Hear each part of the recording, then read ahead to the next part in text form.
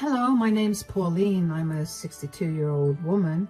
Yes, I know I'm a little too old to be able to write a story for the internet, but I have some nice people who have helped me write this at the retirement facility I'm staying at. That's right, I'm living in a luxurious retirement facility, and today I want to tell you all about how I got here. First, let me give you some background information. I got married when I was 23 years old to the love of my life. We tried for 2 years to have a child, and finally I got pregnant. It was a high-risk pregnancy because of some underlying conditions I had. So my husband and I knew that this would probably be the last child we'd have. I gave birth to my son, Peter, and my world felt complete. Peter was my husband's and my joy. There was nothing that we let him lack. Unfortunately, when Peter was 10 years old, my husband passed away. It was devastating for both of us, but we held on to each other to make it out of the grief. I raised Peter single-handedly after that. It was very hard. My husband and I barely got by when both of us were working, so after his death, taking care of all our bills fell on my shoulders. For the first 2 to 3 years, I struggled a lot. There were days when I'd go hungry so Peter would eat. Yes, I saw some rough days, and thankfully they got better after that. I found a better job with a lot more benefits. I learned how to invest money and made a bunch of smart investments. I managed to save and pay for the entirety of Peter's college as well. I didn't want Peter starting off with any loans on his shoulders, so I made sure to work extra hard for that. By the time Peter graduated and was living on his own, I was living more than comfortably. I continued to stay in my same small house because it was a reminder of the happiest days of my life and of my husband. This is only relevant because you'll understand why Peter never suspected me of having saved so much. Anyway, while in college, Peter met my now daughter-in-law, Lindsay. The two of them met in their first year of college and began dating shortly after. They were inseparable, and I was happy for both of them. They brought out the best of each other, and not to mention the only thing that mattered to me was my son's happiness. I did everything I could to make sure he never lacked anything, so it made me happy to see that even his romantic needs were fulfilled by Lindsay. Peter and Lindsay moved in together after they graduated. They didn't visit me as much, but I made sure to visit them whenever I could. We spent holidays and other occasions like birthdays together, but that's it. This was how it worked for a few years, so imagine my surprise when Lindsay suddenly invited me over to their place for dinner on a random Tuesday. I accepted the invite and went over. Peter and Lindsay seemed a little nervous, but I dismissed it. We had a great dinner, and once we were done with it, I thanked them for it. Thank you for inviting me over to your place for dinner, you two. It was lovely. Of course, Mom. I hope you liked what you had for dinner. I mean, I spent a lot of time cooking it, and I specifically made what Peter told me was your favorite. Whoa, I loved it. It was delicious, I promise. Why do you look so nervous, though? Is something wrong? Well, Mom, we actually had to ask you something. Oh, of course. Go ahead and ask away. So, you know how Lindsay and I have been dating since freshman year in college? Yes. Well, this weekend, Peter proposed to me. Oh my God, that's wonderful. I'm so happy for you two. Congratulations. Thank you, Mom. Yeah, I really didn't think the proposal would happen anytime soon, considering we've been dating for 8 years now. That's Peter for you. He loves to make you wait, but, not to be like this, but what does this have to do with needing to ask me something? Yeah, so about that. Since we've gotten engaged, Lindsay and I have been discussing the kind of wedding we want, and after taking a look at our savings, we've realized that we're going to have to wait a lot longer than we thought to have the wedding of our dreams, so we were wondering if maybe you could help pay for the wedding. Of course, why wouldn't I? My only son is getting married, and you bet that I'm going to make sure he gets the wedding of his dreams. Really? Of course. Why in the world were you two so nervous about this? Did you honestly think I'd turn you down? Well, we asked my parents, and they adamantly told us that they weren't helping, only because they don't have much money to spare right now because they're paying for my sister's college. Oh, I don't have any big bills to pay off right now, so of course I'll help. But you have to promise me that the two of you will make some time to see me more frequently. Of course, Mom. That goes without saying. I was ecstatic for Peter and Pauline. I was so happy that they were finally tying the knot. I mean, it's every mother's dream to see their child get married and then have a stable life. And if I could help make that dream a reality, why would I not? Peter and Lindsay were constantly telling me how grateful they were for my help, and I kept assuring them that there was no need for so much gratitude. I won't mention the exact amount, but I did spend a lot of money on their wedding. They both wanted a big wedding with nearly 150 guests, and I was not going to deny my only son what he wanted for his big day. So I never set a budget with them, and I had no problem with how much I spent. I still don't. After they got married, over the next few years, I continued to help them out financially. When they needed help putting down a down payment for their house, I loaned them the money. When they needed help purchasing new cars, I loaned them the money. When they were generally low on money at the end of the month, I helped them out. Once again, this is relevant, which is the only reason I'm saying this. I'm not a bitter old lady, I promise. I enjoy being able to help them because I considered it part of my duty as Peter's mother to make his life easier than mine was. Anyway, aside from all the financial help, Peter, Lindsay, and I got a lot closer as a family. We called each other every other day just to check in, and also made it a point to meet once a week or every other week for dinner, and on some occasions, lunch. These dinners or lunches were either hosted at my place or theirs. I considered these meals quality time spent with them, and I always felt great by the end of it. The only reason I didn't feel so good every day was because I continued to work well past the age of 60. Now, I know that's old, but I've been working for so long, and I know what being destitute feels like, so I was scared to stop working. But one day, I happened to look at my retirement savings and realized I had way more than enough to live on. I decided it was time to retire then. Once I had retired, I decided to invite Peter and Laura to dinner at my place, and I prepared them a feast. The two of them looked surprised to see so much food. Peter asked me if there was something special about the dinner. So, what's this dinner all about, Mom? Well, I have some big news to share with you guys. Oh, I'm excited. What is it? Well, you know how I've been working so hard for so many years. I recently decided to stop. Stop? You mean you stopped working? Yes, I'm retiring. Are you sure that's a good idea? Of course. I've been working since I was 17, and I think now is the best time to stop. My son is well settled, and I have nothing to worry about. But what about your expenses? How are you going to manage the house without any income? I mean, I have my retirement money set aside, so I think that should tide me over. Are you sure that you've saved enough? I'm sure I do. Even if I don't, you two would be able to help me out, right?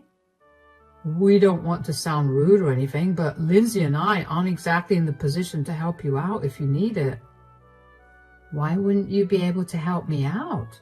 You two are earning well, and you have an extra bedroom. Sure, but we have enough to support the both of us, not a third person. Look, if it comes to it, I'll apply for government aid or something. I don't think this is something you two should be worried about. You're my mother. Of course I'm worried about you. I'm over 60, Peter. Did you expect me to keep working my entire life? I don't have it in me to keep working anymore. Yeah, but maybe You could work part-time. At least that way you're bringing in some income. I have decided to retire, and that's it. I don't want any more suggestions about what I could do. I love that the two of you are concerned for me, but I know that I've got my future under control from here. If you say so, Mom.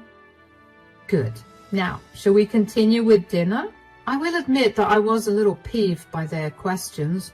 I never questioned any of their choices, no matter what it was about, so I didn't understand why they were so intrusive about my decision.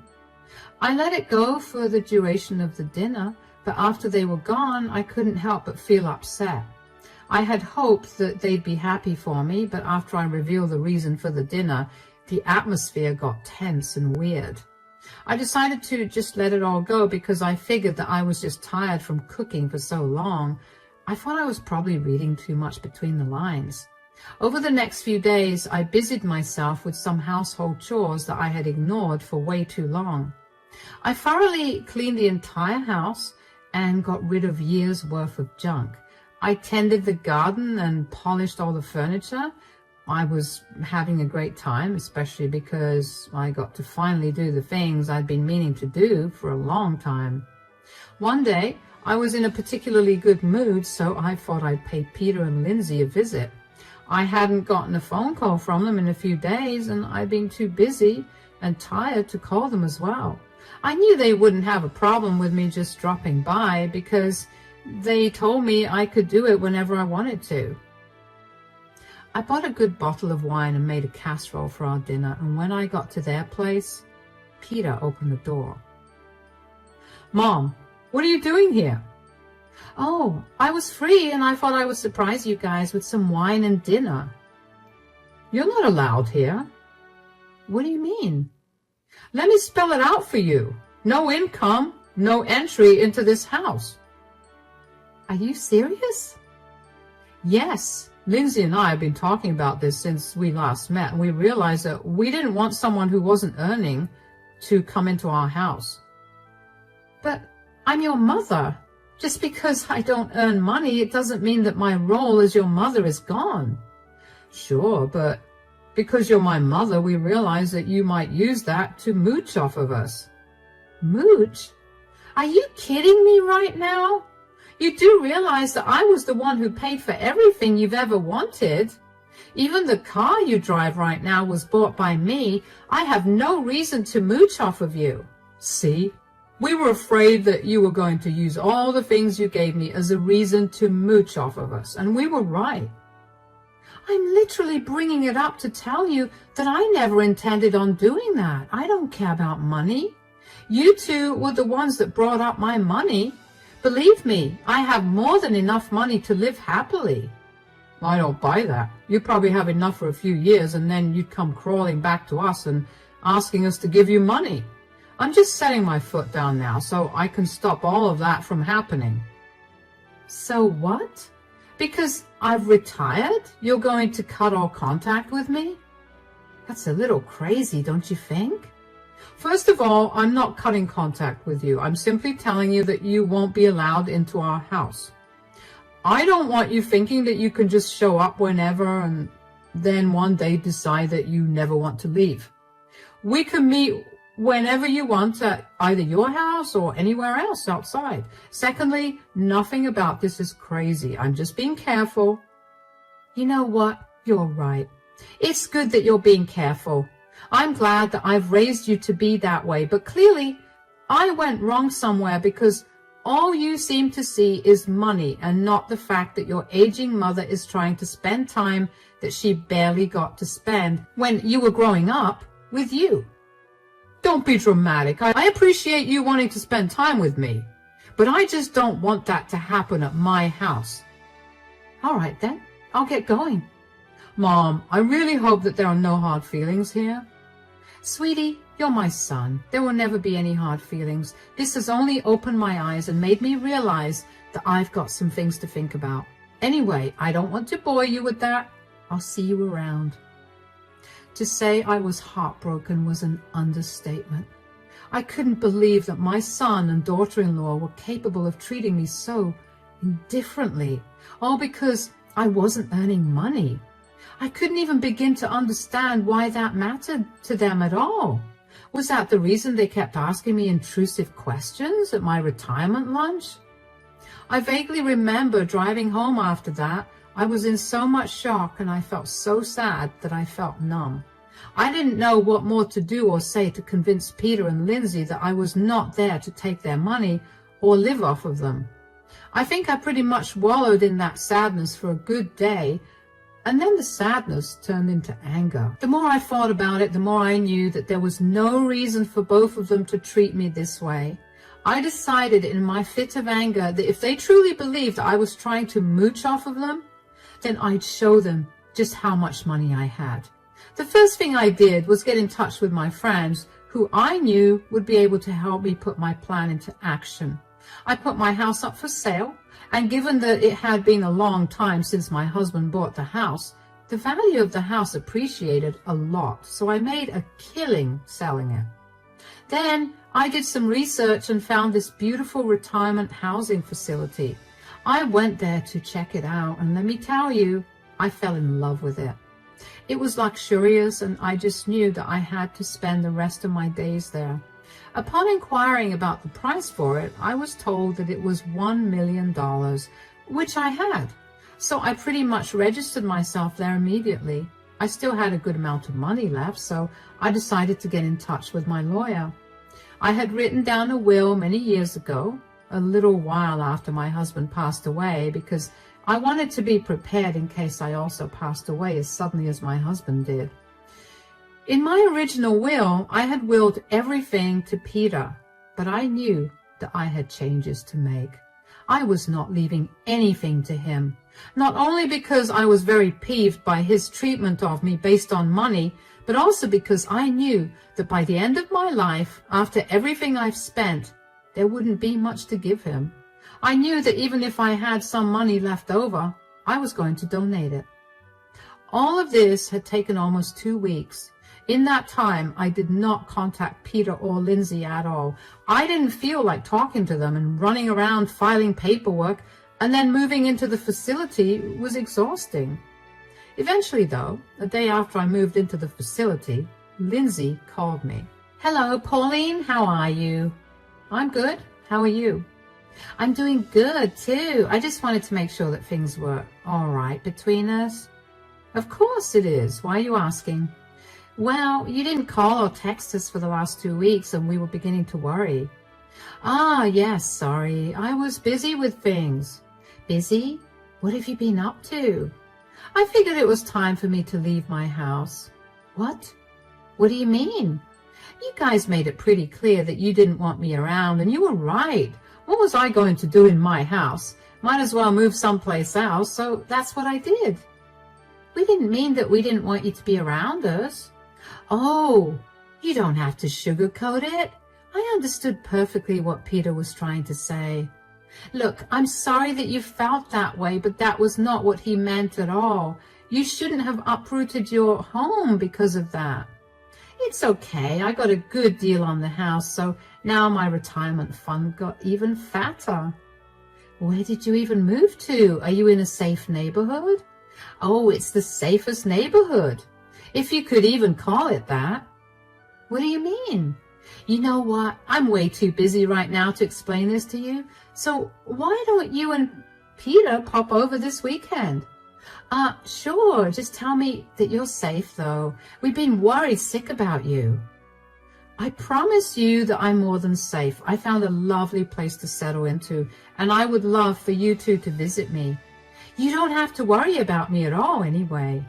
I've gotten pretty good at taking care of myself." "Okay, well, that's nice to hear. So this weekend then?" "Yes, just call me before you leave and I'll send you the address. It's only half an hour from your place." "All right then, we'll see you there this weekend. Take care." "You too." It took everything in me to not be curt with Lindsay. The way she didn't seem apologetic at all made me want to be rude to her, but I bit my tongue back and was nice instead. I was also really upset that Peter didn't call me, but I didn't bring that up either.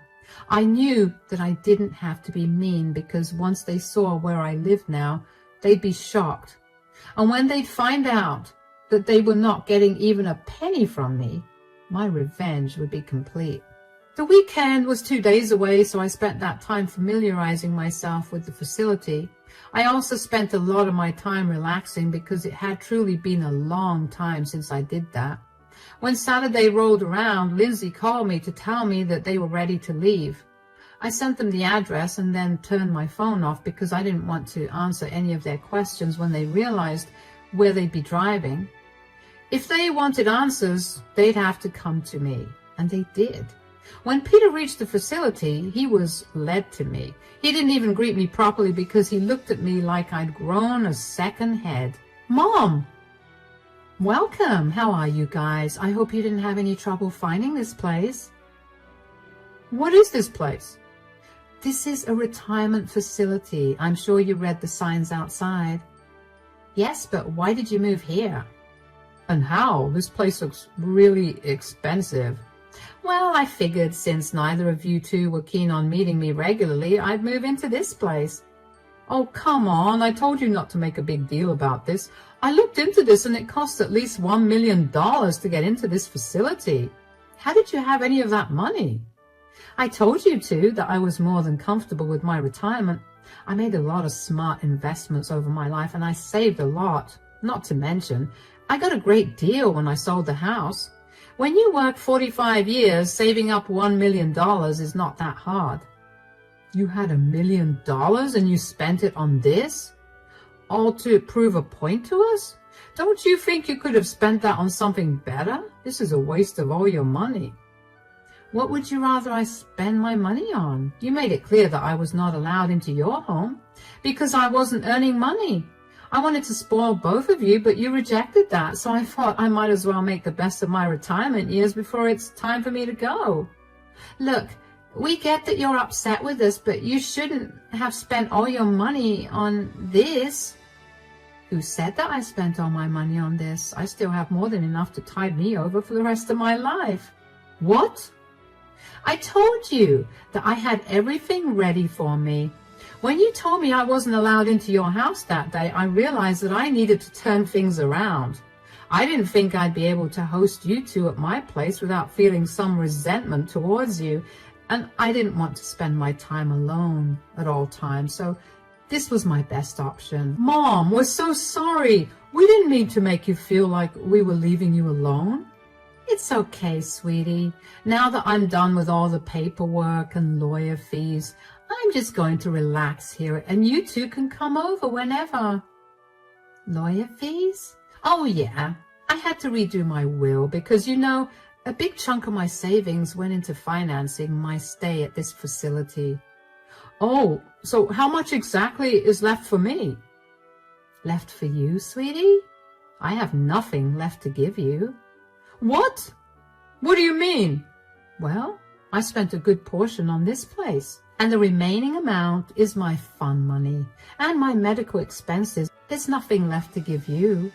Are you being serious right now? You blew all your money on yourself and you've left nothing for your son? If I remember correctly, you two were making enough to support yourself, so you clearly didn't want me to help, right? You're psychotic. You got so upset at your son that you cut him out of your will and spent all your money on yourself. I worked hard for this money. I provided Peter with everything he needed, and when I thought he'd be happy that I was done working, he turned around and showed me his true colors.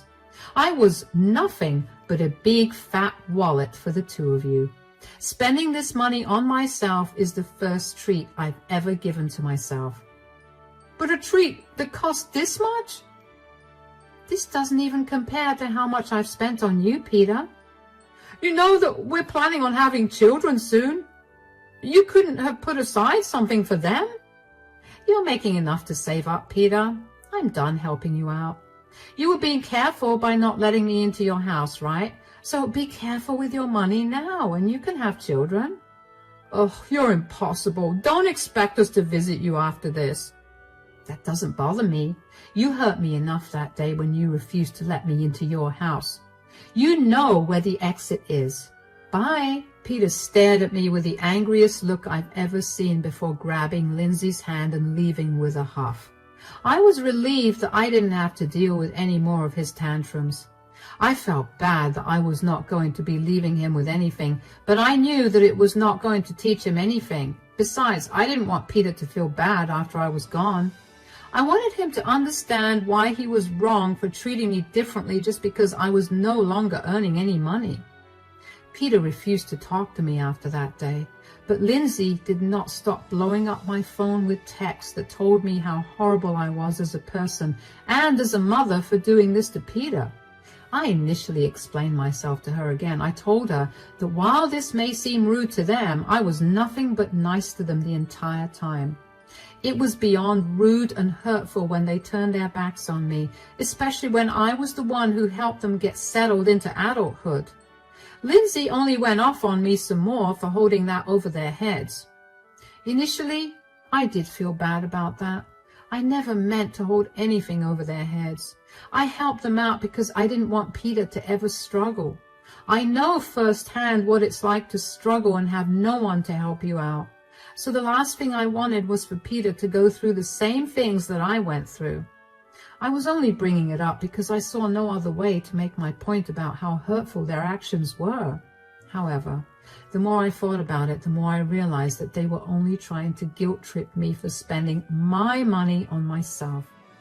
I don't know if that was their twisted way of dealing with their guilt, or if they genuinely thought I was a bad person, but I couldn't bring myself to care. If they apologized to me, I would be more than happy to resume a happy relationship with them. Even if they did not apologize, I know in my heart that I did nothing wrong against them. I did everything to provide for Peter and never once spent on myself the way that I did on him, which I know is my duty as a mother, but even when I had money and Peter was living on his own, I still spent on him more than I did on myself.